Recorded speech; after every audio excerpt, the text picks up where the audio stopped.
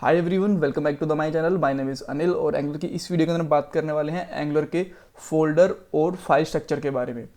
हम देखने वाले हैं कौन सी फाइल क्या काम आती है और कौन से फोल्डर के अंदर कौन सी फाइल्स रहती हैं, और जब हम काम करेंगे तो कहाँ पे काम करेंगे, कहाँ हमें फाइलों में चेंज करना पड़ेगा, कहाँ पे हमें कोड करना पड़ेगा। राइट। वैसे तो एंगुलर के अंदर कभी भी स्टार्टिंग के अंदर चेंज करना नहीं पड़ता, जस्ट आप प्रोजेक्ट को इंस्टॉल करो और एनजी सर्वर चलाओ और चल जाता है। राइट। बट आप कॉन्फ़िगरेशंस वगैरह में चेंज करोगे तो आपको कहाँ करना चाहिए, कहाँ नहीं करना चाहिए, सारी चीज़ें आपको इस वीडियो में आपको मोटा मोटा बता दूंगा मैं। फाइल और फोल्डर स्ट्रक्चर को मैंने दो पार्ट्स में डिवाइड करा है। एक तो जो बिगनर्स के लिए होते हैं, जो फ्रेशर्स के लिए, जस्ट आपने एंगुलर के साथ में स्टार्ट करा है काम करना तब पे। और अगर आप एंगुलर के साथ स्टार्ट कर चुके बहुत पहले से, आपको एंगुलर का बेसिक आइडिया है, तो आप ये वाली फोल्डर के ऊपर भी फोकस कर सकते हो। राइट। बट मैं आपको फिर से बोलूँगा कि अगर आप बेसिक लेवल पे है भी एंगुलर के, तो आप इन्हीं के ऊपर ज़्यादा फोकस करना। इनके बारे में भी बताऊंगा, बट जो आपका फोकस रहना चाहिए, आपको पता होना चाहिए एक एक फाइल फोल्डर के बारे में, वो इनके बारे में पता होना चाहिए। राइट। स्टार्ट करते हैं सबसे पहले पैकेज डॉट जेसन फाइल के बारे में। ये आपको मिलेगी रूट के ऊपर मिलेगी, यहाँ पे पैकेज डॉट जेसन फाइल। ये जब आप एंगुलर का प्रोजेक्ट क्रिएट करते हो तो सबसे पहली बनने वाली फाइल होती है। ठीक है, सबसे पहले ये वाली फाइल जनरेट होती है, उसके बाद में दूसरी फाइल्स जनरेट होती हैं। राइट। इस फाइल में होता क्या क्या है, देखो आपको एक तो पता चल ही रहा होगा कि एप्लीकेशन का नाम, वर्जन, स्क्रिप्ट्स, जैसे कि आप एनजी सर्व यूज़ करते हो ना एनपीएम को, एंगुलर को रन करने के लिए, एनजी बिल्ड वगैरह, टेस्ट वगैरह, जो मैं आपको बताऊंगा आने वाले टाइम में। ठीक है, तो सारी कमांड्स होती हैं। डिपेंडेंसीज मतलब कि कौन से पैकेज आपके यहाँ पे इंस्टॉल्ड हैं, जैसे एंगुलर के कोर, एंगुलर के कंपाइलर, कॉमन, एनिमेशन, एंगुलर के राउट, सारी फाइल्स हैं ये। डेव डिपेंडेंसीज क्या होती हैं, डेव डिपेंडेंसीज की अगर आप एक्सटर्नल कोई पैकेज इंस्टॉल करते हो वो, या फिर इनकी कोई अपनी कोई डिपेंडेंसी होती है इनके ऊपर, तो यहाँ पे वो डेव डिपेंडेंसीज में आती हैं। राइट। तो ये इतनी सारी फाइल्स होती है, बाय डिफॉल्ट होती है, अभी तक हमने कुछ भी इंस्टॉल नहीं करा।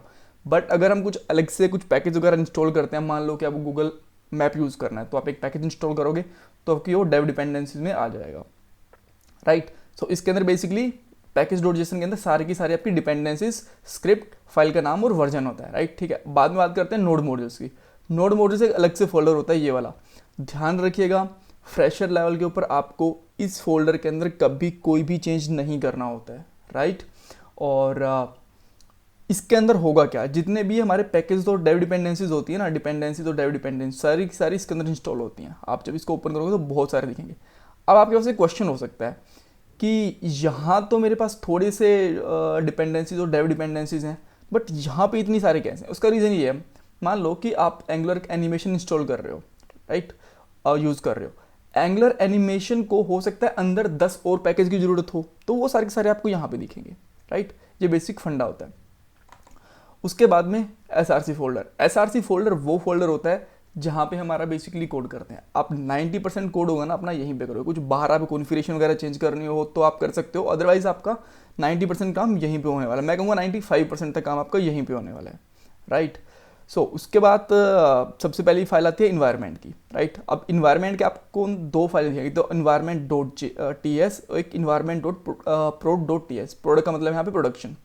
यहाँ पे और भी फाइल्स हो सकती है। कैसे, इन्वायरमेंट का मतलब क्या होता है, जैसे कि आप कोई भी एक एप्लीकेशन डेवलप कर रहे हो, उसके बाद में उसकी टेस्टिंग करोगे और उसके बाद में उसको यूज़र्स के लिए ऑनलाइन करोगे। राइट। तो 3-4 फेज हो गए, एक तो डेवलपमेंट फेज हो गया, एक टेस्टिंग फेज हो गया और एक प्रोडक्शन, यानी कि हमने उसको ऑनलाइन कर दिया सबके लिए। तो उसके लिए हो सकता है आपके एपीआई की यूआरएल अलग अलग हों, आपने कुछ ऐसी कलर कम्बिनेशन कुछ अलग रखना हो, कुछ थोड़ा बहुत कोड, कुछ कॉन्स्टेंट्स वगैरह अलग रखने हो, तो आप इन सबको अलग अलग रख सकते हो कि प्रोडक्शन के ऊपर ये वाला चलना चाहिए, इन्वायरमेंट के टेस्टिंग के ऊपर ये चलना चाहिए और डेवलपमेंट के ऊपर ये चलना चाहिए। और ये बेसिकली ऐसा होता भी है। जब आप एपीआई आप इंटीग्रेट करोगे तो मैं आपको बताऊंगा कि जब आपकी प्रोडक्शन के एपीआई होंगे उनके यूआरएल कुछ अलग होंगे, डेवलपमेंट के कुछ अलग होंगे और टेस्टिंग के एपीआई के अलग कुछ और होंगे। नहीं तो बैकएंड में एपीआई पे काम कोई करता रहेगा और अगर मान लो उसमें कुछ एरर आ गई तो प्रोडक्शन पे भी दिख जाएगी। इसीलिए सबके जो यूआरएल्स हैं वो अलग अलग होते हैं और यहाँ पे हम उनके सारे इन्वायरमेंट सेटअप भी करते हैं। राइट। और भी कुछ कॉन्फ़िगरेशंस होते हैं जो हम आने वाली वीडियोज़ के अंदर देखेंगे। बाद में एसेट्स होते हैं। एसेट्स के अंदर बेसिकली हम ऐसी पब्लिक फाइल्स रखते हैं जो बेसिकली हमारे लिए इंपॉर्टेंट होती हैं, बट वो पब्लिकली दिखे तो भी कोई फ़र्क नहीं पड़ता। लेट्स से हमने कुछ इमेजेस रखनी है, तो इमेजेस हम यहाँ पे रख सकते हैं, आइकन्स हम यहाँ पे रख सकते हैं, फ़ॉन्ट्स हम यहाँ पे रख सकते हैं, CSS यहाँ पे रख सकते हैं, एचटीएमएल हम यहाँ पे रख सकते हैं। देन उसके बाद आती है index.html। ये हमारी एप्लीकेशन की एंट्री पॉइंट होती है। HTML की एंट्री पॉइंट और JS की एंट्री पॉइंट दो अलग अलग चीज़ें होती हैं, मैं आपको बताऊंगा। ये हमारी एप्लीकेशन की HTML फाइल की एंट्री पॉइंट होती है, राइट। जब आप यहाँ पे जाओगे तो आपको दिखेगा कि यहाँ पे कुछ कुछ ब्लॉग्स वगैरह लिखे हुए हैं, ठीक है। यहाँ पे टाइटल लिखा हुआ है एप्लीकेशन का और यहाँ पे रूट कंपोनेंट लिखा हुआ है, राइट। तो सबसे पहले जो फाइल लोड होती है HTML की, वो सबसे पहले ये लोड होती है, राइट, ठीक है। HTML की भी और आपकी एप्लीकेशन की भी सबसे पहले यही फाइल होती है। उसके बाद में आती है main.js। main.js क्या होती है कि आपकी जावास्क्रिप्ट की सबसे पहली फाइल जो लोड होती है वो होती है। ये क्या करती है, ये आपकी जावास्क्रिप्ट होती है ना, जो हम लिखते हैं बाद में एंगुलर के अंदर, यहाँ पे कंपोनेंट्स वगैरह कुछ बनाते हैं, कुछ भी काम करते हैं, उसको index.html वाली फाइल से यानी कि HTML से इंटरेक्ट करवाती है, राइट। थोड़ा सा ओपन करके देखें इसको तो आप देख रहे होगे इसके अंदर ऐप मॉड्यूल, इन्वायरमेंट, ठीक है, ब्राउज प्लेटफॉर्म वगैरह सब आ जाता है। और बाद में ये ऐप मॉड्यूल होता है, उसको इसमें बूटस्ट्रैप कर देता है। बूटस्ट्रैप का मतलब होता है कि उसमें इंजेक्ट कर देता है। बूटस्ट्रैप का मतलब वो CSS वाला बूटस्ट्रैप मत समझिएगा, ठीक है। ये दूसरा बूटस्ट्रैप है, इंजेक्ट करने वाला। देन उसके बाद में style.css, कुछ आपको ग्लोबली स्टाइल करनी हो तो आप इसके अंदर कर सकते हो, बट अगर आपको कंपोनेंट के बेस पे कुछ स्टाइल भी करनी होती है तो अब मैं आपको बताऊंगा कहाँ पे करनी होती है, ठीक है। कुछ ग्लोबल स्टाइल करनी हो तो आप यहाँ पे कर सकते हो। बाद में आता है app.js। app.js क्या होता है, ये होता है हमारा रूट कंपोनेंट। अब आप बोलोगे कंपोनेंट क्या होता है, देखो कंपोनेंट और मॉड्यूल मैं आपको यहाँ पे फोल्डर स्ट्रक्चर ही बता पाऊंगा। आने वाली वीडियोस के अंदर स्पेसिफिकली मैं कंपोनेंट के ऊपर भी वीडियो बनाऊंगा और मॉड्यूल के ऊपर भी वीडियो बनाऊंगा, ठीक है। सो अभी के लिए मैं आपको बेसिक बताऊंगा जैसे जैसे हम ओपन करेंगे। तो ये हमारा रूट मॉड्यूल होता है, ये एंगुलर बाय डिफॉल्ट प्रोवाइड करता है, राइट। इसके अंदर क्या क्या फाइलें होती हैं, इसके अंदर पहले वाली फाइल के ऊपर जाएंगे हम, component.ts, component.spec.ts, component.html और component.css। ये अपने आप में एक कंपोनेंट है। कंपोनेंट अपने आप में एक छोटी फंक्शनैलिटी होती है, ठीक है। और एक मॉड्यूल छोटी फंक्शनैलिटी होती है, इसके अंदर 4 फाइल होती है। हर आप कोई भी कंपोनेंट यूज़ करोगे तो उसमें 4 फाइल्स होती हैं। बाद में मॉड्यूल्स क्या होते हैं, मॉड्यूल्स आपकी एक बड़ा टास्क होता है। मान लो कि एक मॉड्यूल के अंदर 6-7 आपके कंपोनेंट आ सकते हैं। आपको मैं एग्जांपल देता हूँ, मान लो एक यूज़र मॉड्यूल बनाना है, तो यूज़र नाम से आपका एक मॉड्यूल बनेगा, उसके अंदर कंपोनेंट्स क्या बन सकते हैं। अब यूज़र की जो फंक्शनैलिटीज़ होंगी, जैसे यूज़र का लॉगिन, यूज़र का साइनअप, यूज़र का प्रोफाइल, यूज़र की सेटिंग, तो ये अपने आप में कंपोनेंट हो जाएंगे। और मॉड्यूल इन कंपोनेंट्स का कम्बिनेशन होगा, राइट। और वो रिलेटिव्स का होगा। ऐसा नहीं कि हम मान लो साइनअप करवा रहे हैं किसी एडमिन का और उसको हम यूज़र वाले मॉड्यूल में डाल देंगे, नहीं। जो यूज़र का मॉड्यूल होगा उसके अंदर यूज़र की ही फंक्शनैलिटीज़ होंगी। बाकी डिटेल में जब वीडियो बनाऊंगा उसके अंदर आपको मैं बताऊंगा।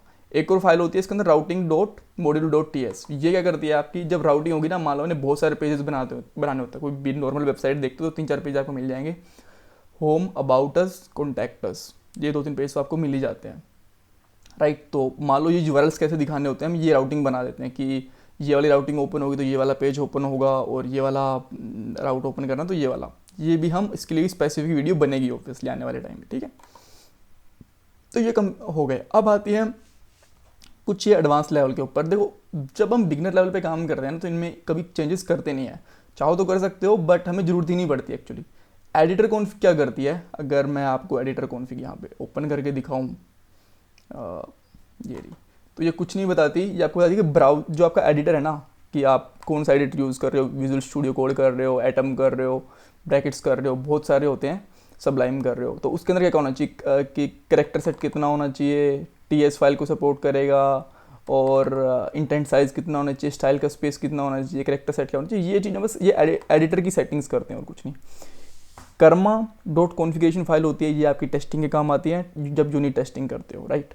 package.log.json, ये आपकी जो package.json फाइल बनाई थी ना मैंने, इसका लॉग्स रखती है एक्चुअली, ठीक है। इनका पूरा ट्री स्ट्रक्चर बना दिया। इसके अंदर थोड़ी सी फाइलें होंगी बट जब आप ये ओपन करोगे ना तो उसके अंदर आपको बहुत सारे पैकेजेस दिखेंगे, ठीक है।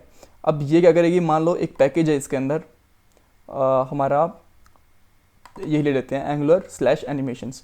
अब Angular/animations के अंदर कितने सारे पैकेजेस हैं, कौन से वर्जन इसके इंस्टॉल हुए अब तक, सबका सब यहाँ पे रखती है, यहाँ पे, राइट।